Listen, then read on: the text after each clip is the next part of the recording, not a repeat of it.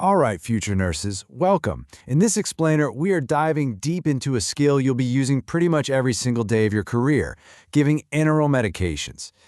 Getting this right isn't just about following steps, it's all about keeping your patients safe. So let's get right into it and master this thing together. So why does this matter so much? Well, check out this number. Some studies show that up to 40% of a nurse's time on the floor is spent just giving out medications. That is a huge chunk of your day, which makes this a really high-frequency, high-stakes part of the job where getting it right is, well, everything. Okay, so here's how we're going to break it all down. We'll start with why preparation is key. Then we'll walk through the actual bedside procedure, cover what to do after you're done, and then wrap up with how to handle things when they don't go exactly as planned. Okay, let's kick things off.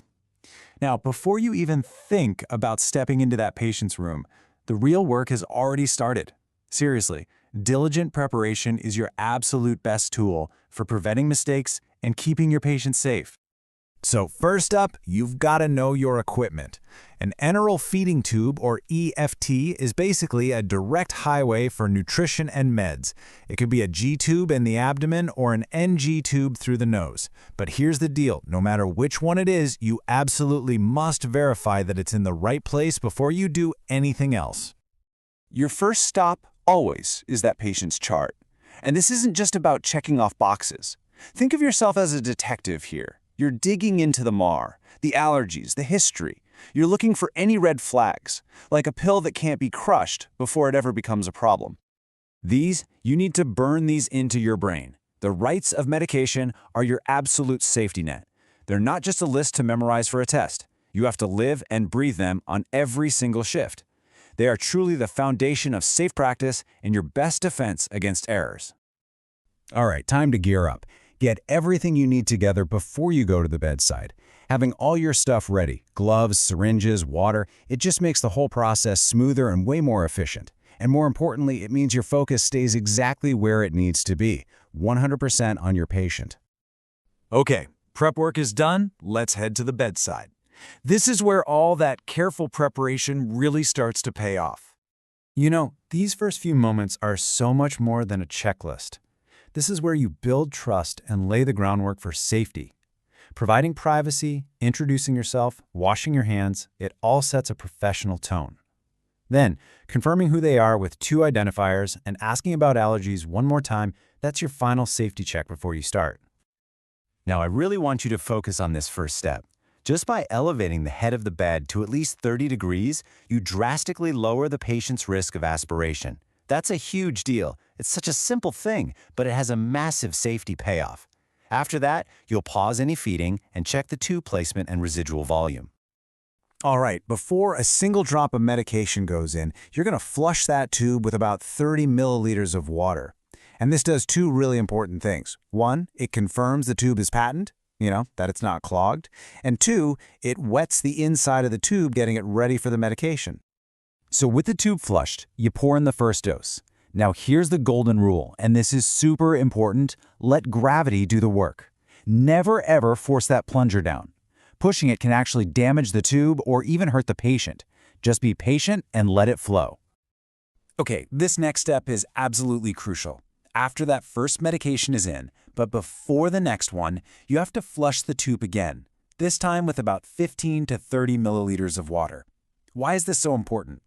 Well, for 2 big reasons. It keeps the tube from clogging up, and it stops different medications from mixing together inside the tube. And once that last medication is in, you do one final, bigger flush, this time with 30 to 60 milliliters of water. This just makes sure that every last bit of medicine has been cleared from the tube and delivered to the patient. Plus, it helps prevent clogs down the line. All right, you might think you're done, but not quite. The job isn't over just because the med is in. The follow-through, the aftercare and the documentation is just as important for your patient's safety and for clear communication with the whole team. I've got a little pro tip for you here, and it's a big one. You're going to want to clamp that feeding tube before you take the syringe off. Why? It's a really simple move that prevents any backflow and stops air from getting into the patient's stomach, which can be really uncomfortable for them. And before you walk out of that room, every single time, you do one last safety scan. Is the colite easy to reach? Is the bed in its lowest position? Are the brakes on the bed locked? This final sweep is your last chance to prevent a fall and make sure your patient can get help if they need it. So remember how documentation was one of those rights of medication? This is exactly why. It is not just busy work, it's a legal record.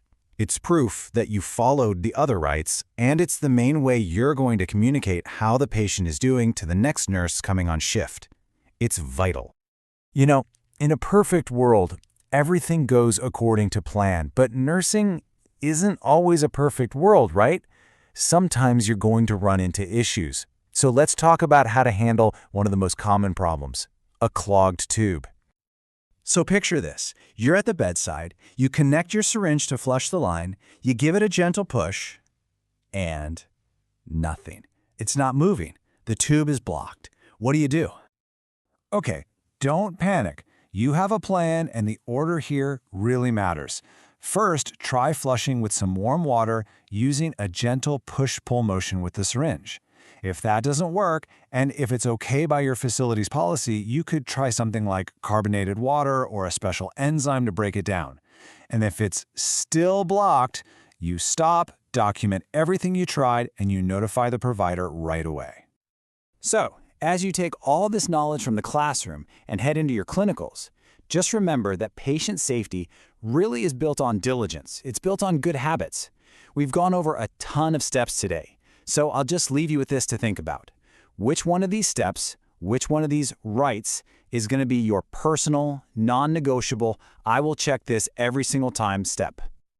Hey, if this guide helped you out and made things a little clearer, do me a favor and hit that like button, share it with your classmates, and definitely subscribe for more nursing skills explainers just like this one. And for real, don't forget to check out the links below for our summarized NCLEX revision books to help you crush your exams. Thanks for watching and good luck out there.